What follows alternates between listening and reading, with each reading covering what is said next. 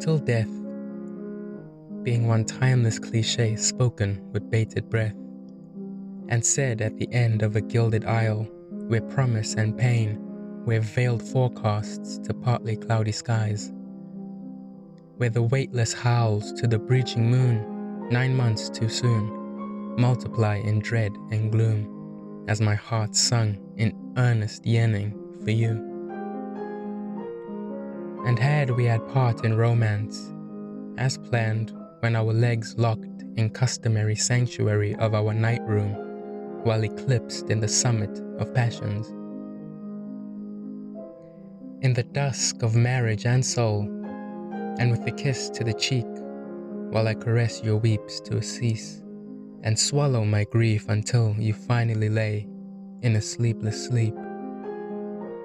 And those words we spoke that day in cliche manifest as promise kept till death. But no, our final goodbye when your heartbeat flatlined, I whimpered out among the screaming of two from beneath the fluorescence of the emergency room. You were lowered into a family plot we bought just 1 week before. You carried the weight of our worlds, but never awoke to triumph in your battle. And now I must care and treasure this life without you, while I bury my pledge alongside you in hopes it sprouts forevermore until I see you again. Till death, my dear, how the days obscured and hazed into umbra and atmosphere. In wake, your void presence draped over the cushioned comforts our couplet once laid ornate, and the gardens we hoped to caretake, once arid terrain of vain infertility, forevermore rests in grotesque melancholy. Abreast with your absence, and in my retired mind, the dust that snows and eyes weighs away, speckled around the arrays of dawn, and drifted around the lounge in movement and life, occupied the withdrawn musings of restful days and wakeful nights. Settled on fabrics, matted mounds of neglect, the debris over the present slumbers in languor as the halls of this home no longer know of your passions and banter. Guided by the candlelit path into the vacant parlor, hangs the portrait of countenance I no longer recognize. Immortalized over the hearth are the stories of love I retell to nurture smiles and elicit warmth for the cold I cannot escape, and call on you to thaw. In death, you've made a widow of me. I dream of my lost years, closely watching the decades pass by in between blinks and promenade. Yet I seldom find a wink of respite among the pity-eyed socialites with whose shadows you walk among. In the city, I narrowly flee. With the helps of decanted wines and solitary tables, in the ageless, picturesque Panameras of the old country, I restore mere glimpses of long-faded memories of you. Strawberry blonde, hazelnut, cardigans and Jane Austen, tired commonplace conservations by which the berry-scented vines along the alley fields invoke,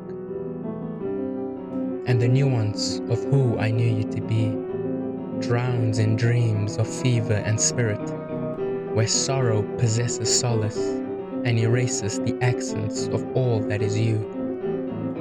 For once I awake in a sweat, heartbreak will no longer linger on the dented finger where our promise once remained.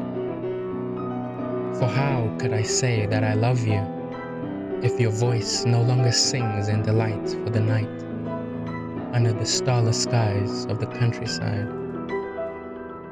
I am now and forever a ways away from what home used to be, in search for what no longer is, yet care for all that remains.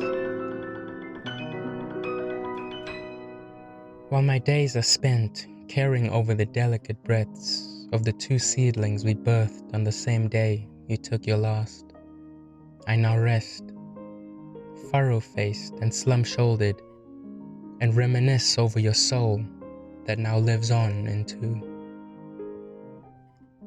I recall your name in the umber eyes that John inherits, a boy so free, I fear he'll flee the same as me. And I cultivate your spirit, grand in ambition and as gentle as a falling petal in the berry-stained strands of hair which frizzle over the face of grace. Parent of two, and I've seen it through. Becoming of age, the fashion that robes over my body now vintage and old-fashioned.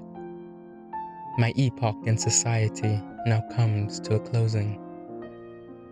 London, for what I once knew her to be, the loving renaissance that I've mused over until that very gaze I knew once beloved me drove to haunt me.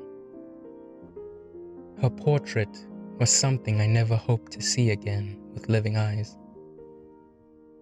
She now served as footnotes to tales of awe and hope to the snoring boors at the foot of my bed, who always wished to hear of the adventures of their granddad. Upon my waning breath, the world whispers a tribute of sentiments, as a dozen or so souls, of whom are all mine and your kin, surround my bed in quiet adoration for life well lived. And moment after moment, I feel the pool of a rest so deep I'll be pleased to never wake from. And as I'm lowered into the abyss where you've laid alone for many a decade, the seeds we've sprout cradle us together again. The promise of our reckoning now manifest, two spooks who mind over all they see and say not a thing. And in death we blossom in memoriam as two devotees.